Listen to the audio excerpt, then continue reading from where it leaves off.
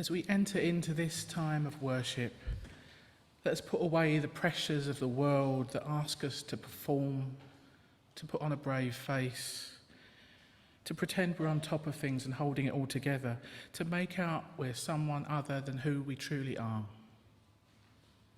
Silence all those voices that ask you to be perfect. For this is a space of compassion and hospitality, and you do not have to do anything special to earn the love and care contained within this community. You don't have to be braver or smarter or stronger or better than you actually are in this moment to belong right here with us.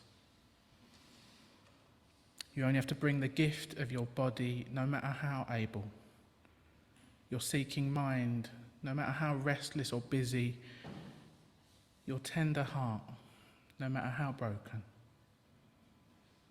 Bring your whole self, all that you are and all that you love, to this hour, as we remind each other of what really matters, what is most worthy in this one precious life that we share. You are so very welcome with us. So let us worship now together. These opening words by Erica Hewitt. Welcome all who have gathered this morning for our Sunday service. Welcome to those of you who are here together in the room. Welcome to all who are joining us via Zoom or indeed via YouTube or the podcast stream later on. For anyone who doesn't know me, my name is Jane Blackall and I'm minister with Kensington Unitarians.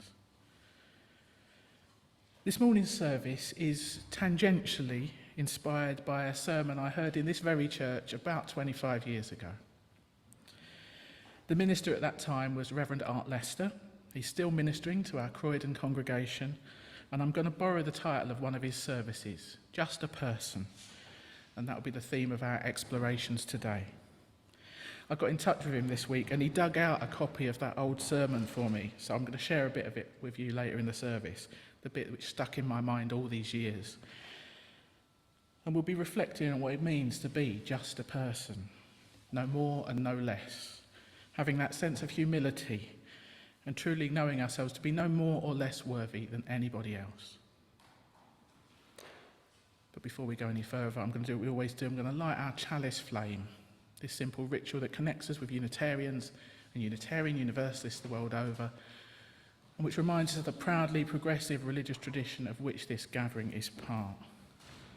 And as we light the flame, maybe take that as a sign to still and centre yourself, to take a conscious breath and truly be here now.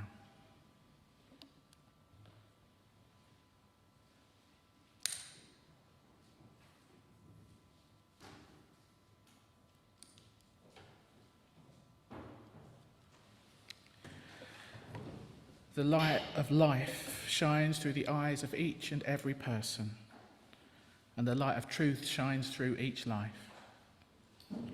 So may the light of this chalice remind us that our search for truth and light is still ongoing, and it is enhanced and nurtured by every single person that we meet. May we truly honour the light in each other. Time to sing. Our first hymn this morning is on your hymn sheet if you're in the building. For those joining via Zoom, the words will be up on screen as they will for all the hymns today. And the words are written by my friend and colleague Stephanie Bisbee. When we gather here to worship, feel free to stand or sit as you prefer, and let's sing up as best we can.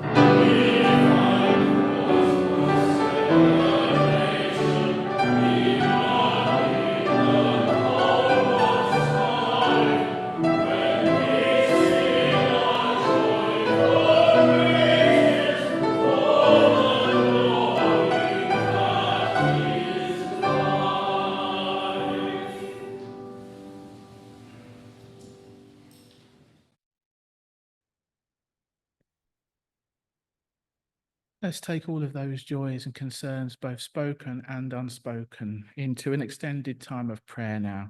This is based on some words by Lynn Cox. You might want to adjust your position first to get more comfortable.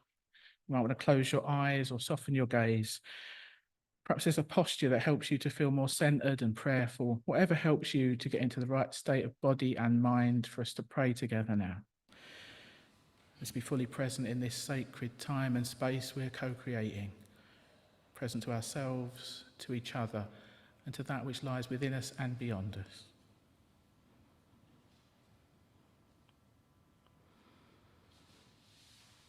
Spirit of life, God of all love, in whom we live and move and have our being, we turn our full attention to you, the light within and without, as we tune into the depths of this life and the greater wisdom to which and through which we are all intimately connected. Be with us now as we allow ourselves to drop into the silence and the stillness at the very centre of our being.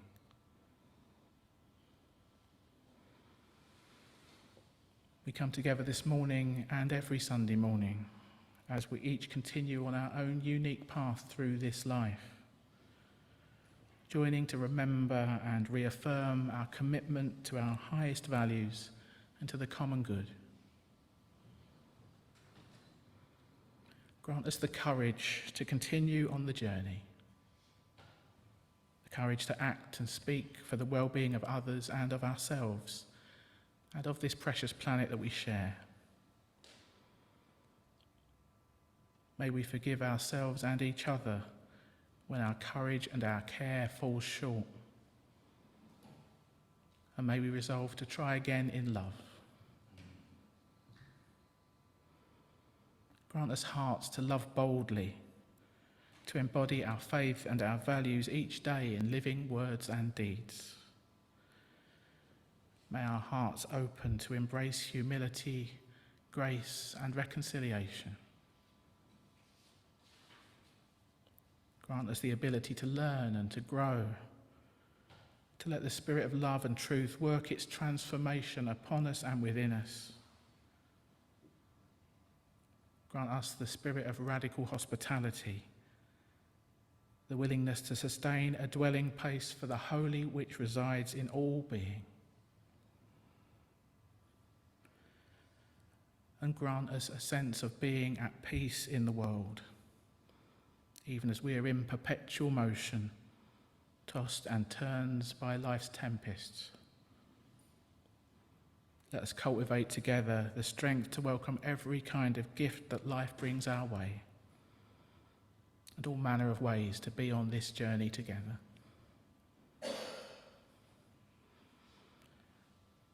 And in a few quiet moments now, let us bring to mind all those we know to be struggling this day, perhaps including ourselves, the friends and family that we hold close to our hearts, our neighbours in the wider community, and others all around the globe who we might only have heard about on the news.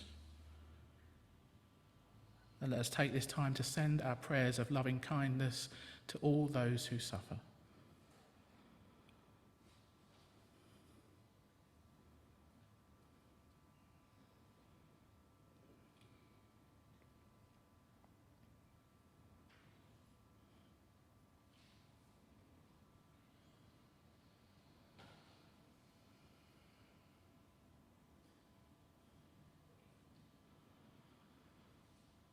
And let us look back over the last week, taking time to notice all that was good, taking time to count our blessings,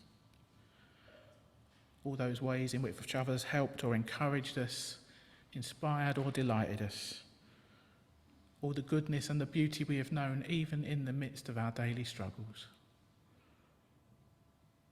And in a few more minutes of silence, let's take time to give prayers of thanks for all the good we've been given.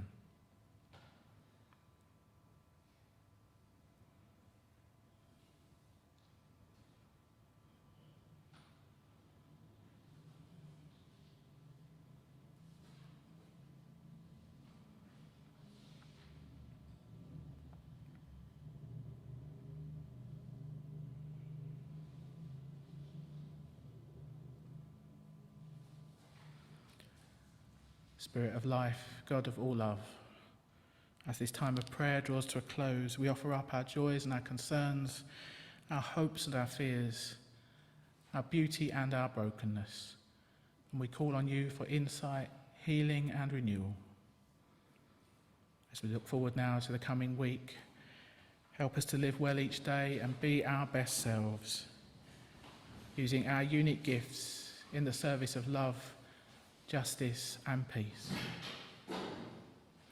Amen.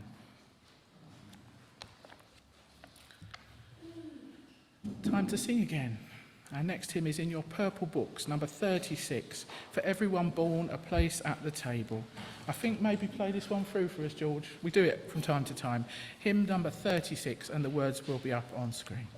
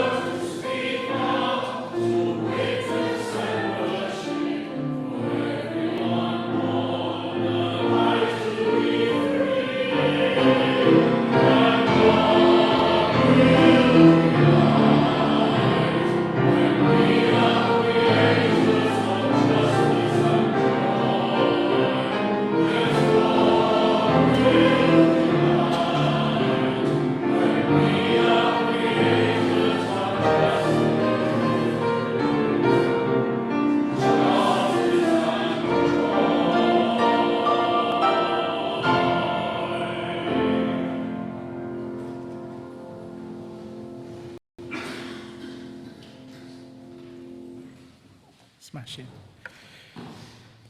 Now, I wanted to add a few words of introduction to our first reading before John comes up to read it. As I mentioned at the start of the service, this is an excerpt of a sermon by Art Lester, who was minister at this church when I first came here in 1999. He was, and he still is, a great preacher, a great writer. And I don't know if I would have stuck around in those early days if his services hadn't caught my imagination in the way that they did. But even so, anyone who leads services with any regularity knows one thing only too well. Most people don't remember very much of what you said, and they often haven't heard what you thought you were saying in the first place. Art did publish a few of his greatest hits back then, both on the very early incarnation of our website and later in a little book called Seeing with Your Ears. Great book, you can still get hold of it. So I had a chance to read some of his sermons a few times over to let them sink in more deeply, so more of what he had to say has stuck with me. But this one never appeared in print. So all I could remember was the phrase that I've given as the title, Kemoto Fela, which according to Art means just a person, and according to Google means I'm only human. Nevertheless, this phrase has often come to mind over the years, and although I don't think this was exactly the point of Art's sermon, it's a phrase that speaks to me about the meaning of humility. Over to you, John.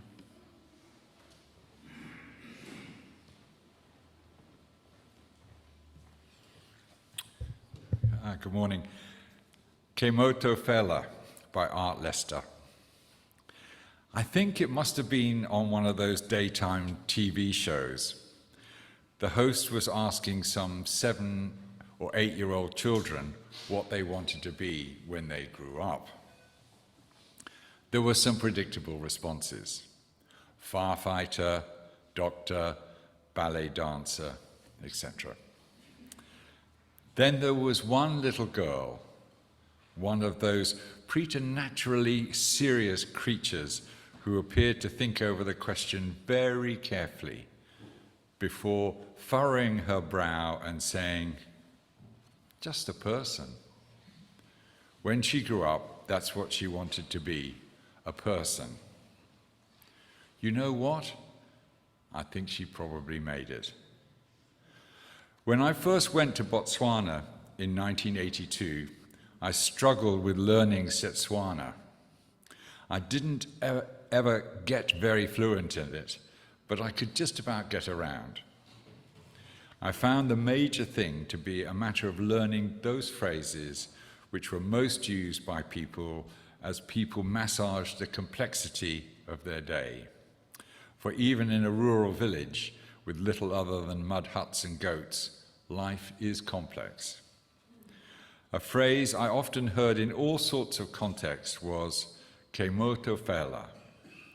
I understood the words, but I confess not the significance of them. If you asked someone for a loan to buy mealie meal, they would say, Kemoto Fela. If you asked which church they went to, Kemoto Fela. If you needed some advice, even from the chief, someone would say, Kemoto Fela. It means simply, I'm just a person. Being just a person meant that you were not unusual in any important way. You weren't rich, and so you wore old clothes to tribal courts, even if, like Madame Cavelain, you had a new Mazda pickup truck stashed away behind your rondeau. Being just a person meant that you weren't arrogant about your beliefs or your opinions, and that at least you paid lip service to the notion that everyone is equal. I won't try to claim that this was really true. Many people held private high opinions of themselves. And I won't necessarily agree that a kind of mutually enforced humility is the best way to live your life. But I did find it restful to be among people who at least valued the existence of ordinary personhood. Somehow calling it just a person misidentifies just how important the task of personhood really is. We seem to be faced here with yet another paradox. How can it be that something which everybody has, can be the ability to be a high calling. And yet it is just that, a high calling. Think now just for a moment. Look back at the lives you have lived and remember someone who had a special gift of personhood. They might not have been successful in worldly terms, may not have had letters after their names or titles in front of it, may have been poor or plain or even stupid in academic terms. But they will have had, and more importantly revealed to you, something of this gift. Can you remember someone like that? If you can, give them a moment's thanks and admiration. It could be that they have left us something of profound importance, without which we would be much the poorer. And if there has never been anyone like that in your life, it's time to start looking again.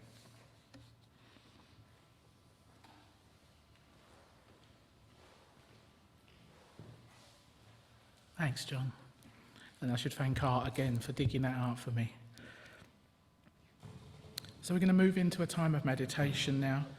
To take us into the silence, I'm going to share a shortish poem titled To Be a Person by Jane Hirschfield. I did actually include it on the back of your hymn sheet, so you can read it again at leisure later on. And it's on the website, the glossy new website, if you're joining us at home. After we've heard the poem, we'll have 3 minutes of silence, which will end with the sound of a bell. And then we'll hear some more music for our continued reflection. So again, let's do what we need to do to get comfortable. You might want to get your feet flat on the floor if that helps you to feel grounded and steady. And as I always say, the words are just an offering. Feel free to use this time to meditate in your own way.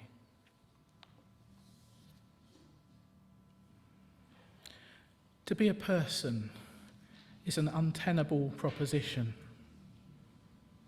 odd of proportion, upright, unbalanced of body, feeling and mind. Two predators' eyes face forward, yet seem always to be trying to look back. Unhooved, untaloned fingers seem to grasp mostly grief and pain. To create, too often, mostly grief and pain. Some take in witnessed suffering pleasure. Some make of witnessed suffering beauty. On the other side, a creature capable of blushing, who chooses to spin until dizzy, likes what is shiny, demands to stay awake even when sleepy, learns what is basic, what acid, what are stomata, nuclei, jokes, which birds are flightless, learns to play four-handed piano, to play, when it is needed, one-handed piano, hums, feeds strays, says all together now on 3. To be a person may be possible then, after all. Or the question may be considered still at least open, an unused drawer, a pair of waiting work boots.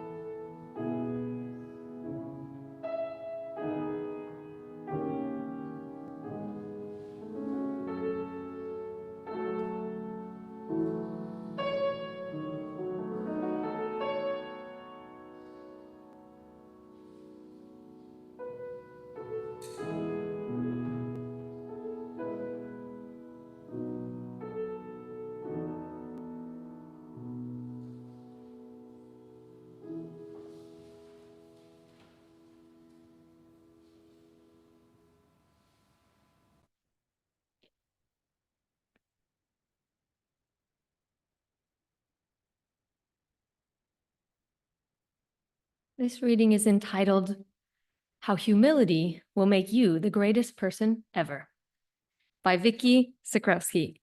If you didn't catch that, that's how humility will make you the greatest person ever. A little bit of humor, a little bit of irony there in that title.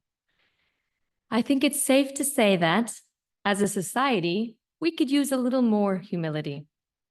Our culture places so much value on external accomplishments, appearances, and self-aggrandizement, all things that are ephemeral at best, that even a small display of this quiet virtue can make one feel like a drowning man coming up for air. When I meet someone who radiates humility, my shoulders relax, my heart beats a little more quietly, and something inside me lets go. Why? Because I know that I'm being fully seen, heard, and accepted for who I am, warts and all. A precious and rare gift that allows our protective walls to come down. Truly humble people are able to offer this kind of gift to us because they see and accept their own strengths and limitations without defensiveness or judgment. This kind of self-acceptance emerges from grounding one's worth in our intrinsic value as human beings, rather than things such as six-figure salaries, the body of a movie star, or climbing the corporate ladder. Instead, humble people place high value on more meaningful things that benefit others. They also see life as a school, recognizing that while none of us is perfect, we can, without negatively impacting our self-esteem, work on our limitations by being open to new ideas, advice, and criticism. One of the great rewards of humility is an inner freedom from having to protect those parts that we try to hide from ourselves and others. In other words, we develop a quiet, understanding, and compassionate heart. For many, when we fail at something that is important to us, a job or a relationship, our self-esteem plummets because we tied our self-worth to those things. All of a sudden, we become bad or unworthy people, and it can be a long road to recovery. Not so for people with humility. Their ability to withstand failure or criticism comes from their sense of intrinsic value of being human. So when they fail at a task or don't live up to expectations, it doesn't mean that there is something wrong with them. It just means that they're human, like the rest of us. Humble people have an accurate picture of themselves, both their faults and their gifts, which helps them to see what might need changing within. The more we become aware of our inner lives, the easier it is to see where unhealthy beliefs and actions might be limiting us. Noticing and then accepting those parts of ourselves that are wreaking havoc and that require us to change calls for self-compassion or treating oneself with kindness and understanding.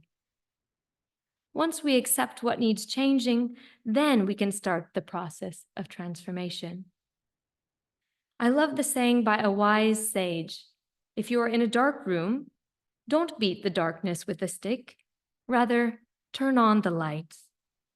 In other words, just gently and patiently replace a negative thought or action with a positive one. And over time, we may not even recognize the person we once were.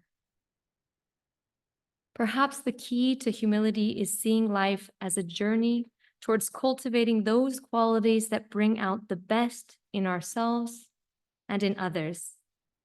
And in doing so, we just might help to make this world a better place.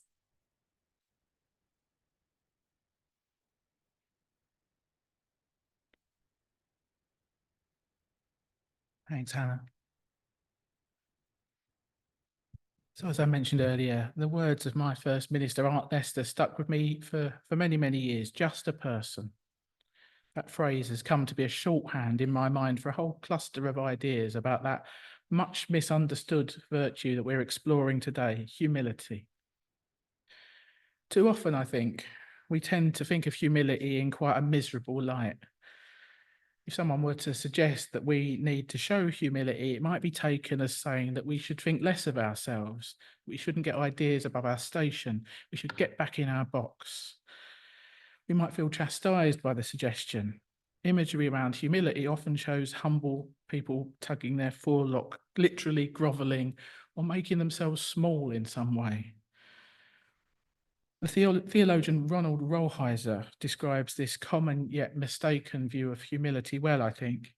He writes, "Humility should never be confused, as it often is, with a wounded self-image, with an excessive reticence, with timidity and fear, or with an overly sensitive self-awareness.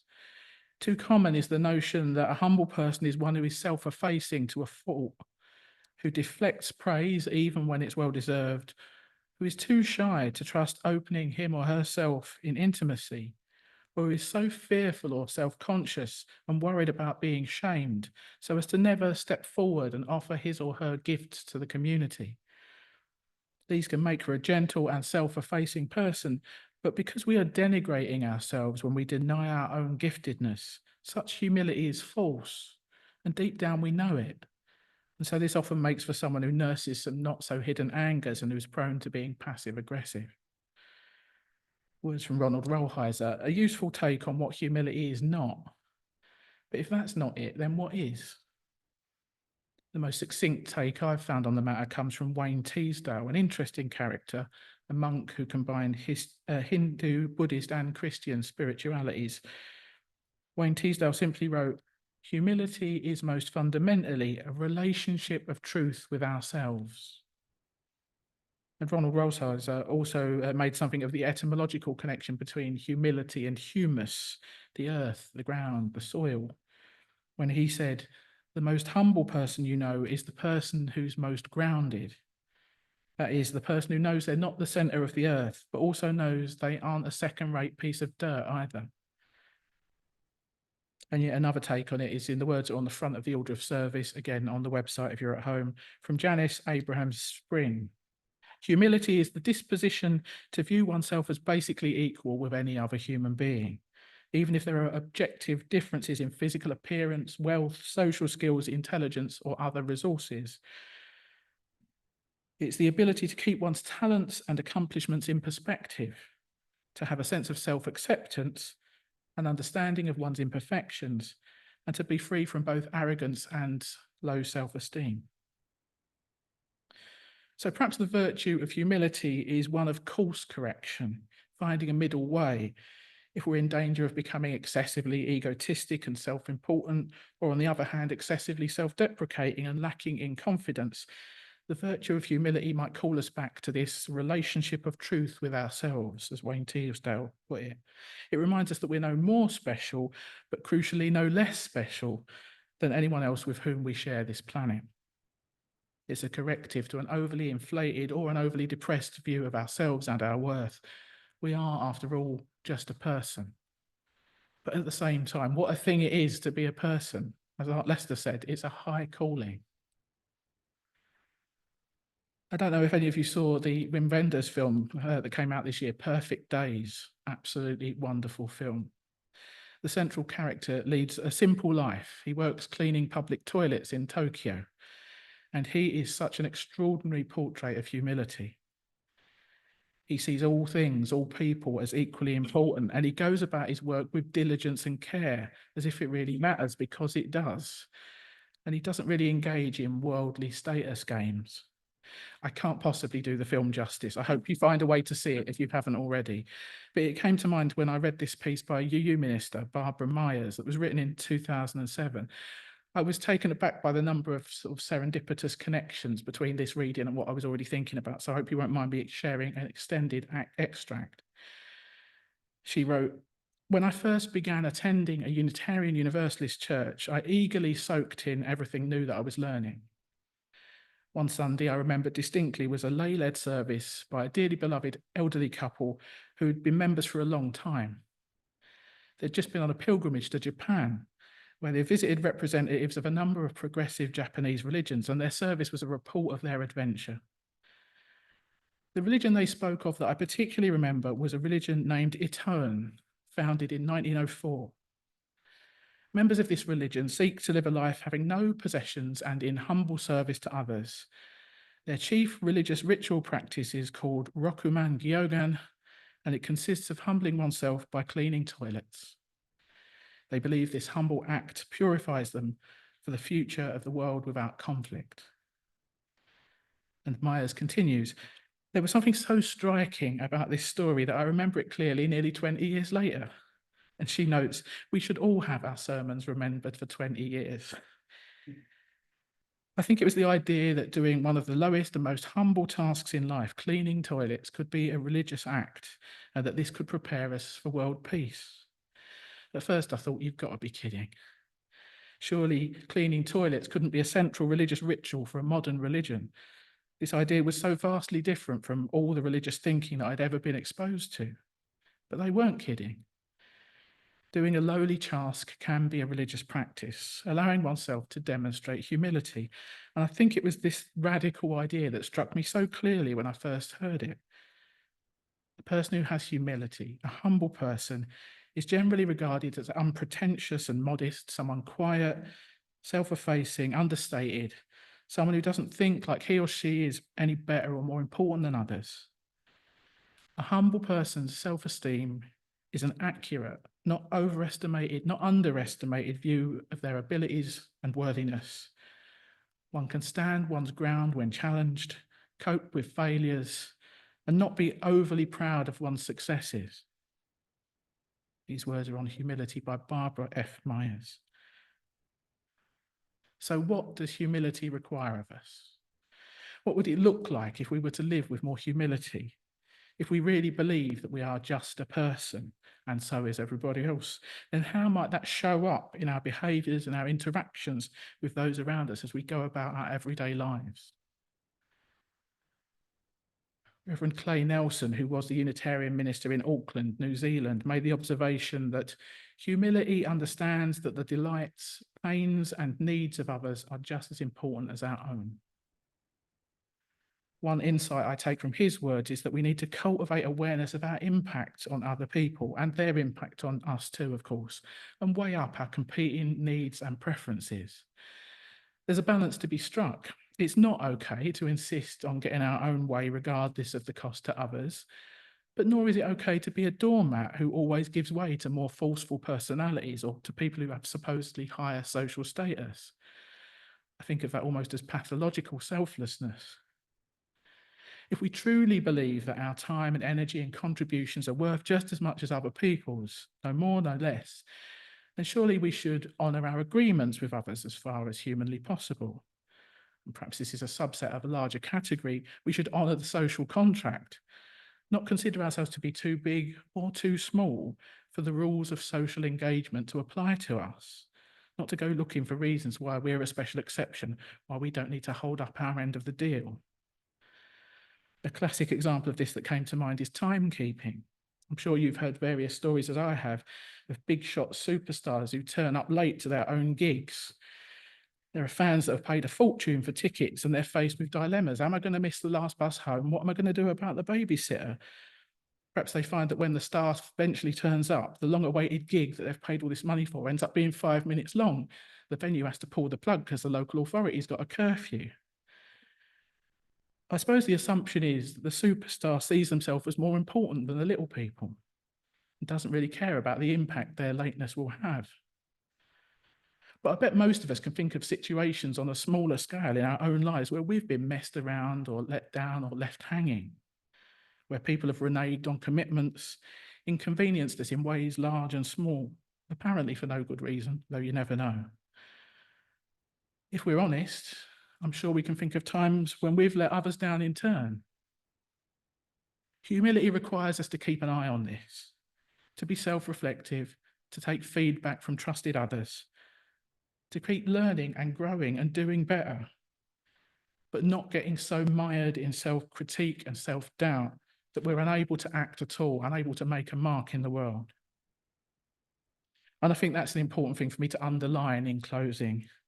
Humility does not mean dismissing your own value, your own capabilities, your own potential. Remember what Wayne Teasdale said. Humility is a relationship of truth with ourselves. That includes an honest self-assessment of your gifts as well as your limitation. And some of us really may need to hear that reminder again and again and again, the reminder that we matter as much as anyone. Don't think, oh, well, nobody will notice if you don't turn up to a gathering, if you don't step up to contribute to a project, if you don't speak up when you have something to say. Please don't sit on the sidelines of life. Don't dismiss the value of whatever contribution, large or small, that is uniquely yours to make. Because one way or another, we all have a part to play in sustaining our community and in making the world a better place for all of us. So I've just got a short prayer for humility to close. These words are adapted from Alex Jensen. Spirit of life, God of all love, we find you in the humble places, the quiet, still spaces where we find we're held in a love greater than ourselves. You are the wind in each breath, the fire in each soul, the subtle heartbeat of creation all around us. Your love is unimposing, yet firm and steadfast, present to all those who would know your peace. You challenge us in moments of arrogance and move us to listen deeply when we fail, as we so often do, to see the bigger picture. You find the gentle words to speak life into us and hold us close when all else around us and within feels broken. You remind us that we are loved and saved just as we are. So remind us of who we truly are and help us to see you. Grant us the wisdom to listen for you in those unlikely places, in those small, humble moments every day where you are to be found. Amen. Time for one last hymn. This is number 200 in your purple books. What does the Lord require? Sing up as best you can. It's a good stirring one to finish. Hymn 200.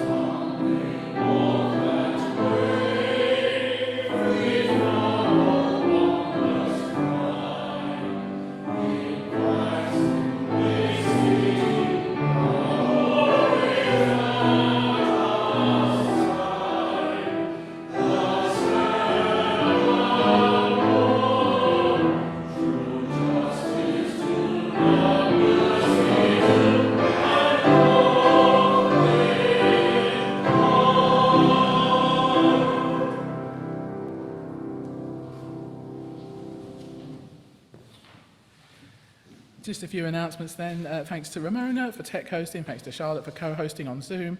If you are on Zoom, do hang around for a chat. Thanks to John and Hannah for our readings. Thanks to George for lovely music today, and to Benji for supporting our singing. Thanks to Patricia for greeting, and David for making coffee. He's already gone to put the kettle on. For those of you who are here in person, stay for a cuppa and some cake. I'm trying a new recipe today, plum, hazelnut and chocolate cake. You might only get a little slice though, there's so many people here. It's a motivation to get to the front of the tea queue. We've got various activities coming up at 12:30. You can stay and sing with Margaret. Margaret is an extremely experienced singing teacher who can get the best out of everybody. That's free of charge. Do stay along for that. Tonight and Friday, we've got Heart and Soul Contemplative Spiritual Gathering online. That is a really good way to get to know people at a deeper level. And I really encourage those of you who come in person to come to Heart and Soul sometimes to just make those connections between the two sections of our congregation. This week's theme is Embracing Weirdness. So that's a good week to start, I think. Sign up with me if you want the link. Our community singing group, Fingers Crossed, continues on Wednesday. Our singing teacher is very busy and in demand and sometimes cancels at the last minute. So if you're thinking of coming, let me know so I can tell you if there are any last minute changes. The next meeting of the Better World Book Club is next Sunday. We'll be reading Africa is Not a Country by Deepo Faloyin. You've probably still just about got time to read it if you'd like to, so sign up if you want to come to that. 7:30 next Sunday on Zoom. Please save the date for the next visit of the Many Voices Singing for LGBT and Allies. That's the 3rd of November. We've got a special singing teacher, Val Reagan, coming down from Sheffield for that. She's meant to be great. This might be the last Many Voices for a while. As you may know, Gaynor and Tatty are going through a bit of a time at the moment, so it would be lovely if we could support that one and make it a good do for them. That'll be after the service on the 3rd of November. And looking ahead to December, yes, already, if you want to get dates in your diary, we've got our carol service and lunch on the 15th of December and a festive tea dance on the 22nd. And we'll have our usual Christmas Eve candlelit service, of course, so just in case you're already making plans, get those in your diary. Next week's service is titled Meet the Mystics, Zilpha Elor. I'm going to leave that mysterious. And I also wanted to say, we've got a new website. I'm going to go on about this for a while because it's been a bit of a slog. But if you haven't had a look, do have a look because we're pretty proud of it and good way to hopefully get more people through the doors. All these details are on the back of your order of service in a Friday email. If you haven't signed up for the mailing list, please do, and you'll get a message every Friday with all these reminders in. We've got a life beyond Sunday morning, so we encourage you to nurture supportive connections, keep in touch, and look out for each other as best you can. I think that's everything. Just some... Oh, Marianne. Yes, can you come to the mic so that people can hear you?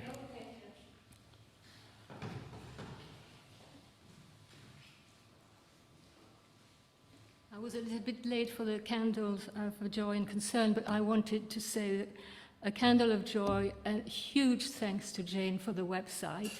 Do have a look at it, whatever person you are or trying to be. And in our glorious similarities and differences, we're all in there. It's wonderful, it's very contemporary. It has a calendar, so if you haven't been able to attend the service the week before, just look at the website and you will see what's coming on. It's a huge amount of work, and I just wanted to make sure that you are thanked fully for this, Jane. Yeah. Thank you for being chief cheerleader, Marianne. I should also thank Jackie, our designer, who's done the hard work, but it was, we've got something like 220 services were on the old website, and I'm very, very slowly moving them all across. So that's the only thing that's missing, but they'll all be there in due course. Okay, just our closing words and closing music then. Our meeting draws to a close, but the love and friendship remain. The joy of having met together, the connections we've made and renewed, and the spiritual nourishment we've received, they will stay with us and will continue to bless us this day and in the days to come. Amen.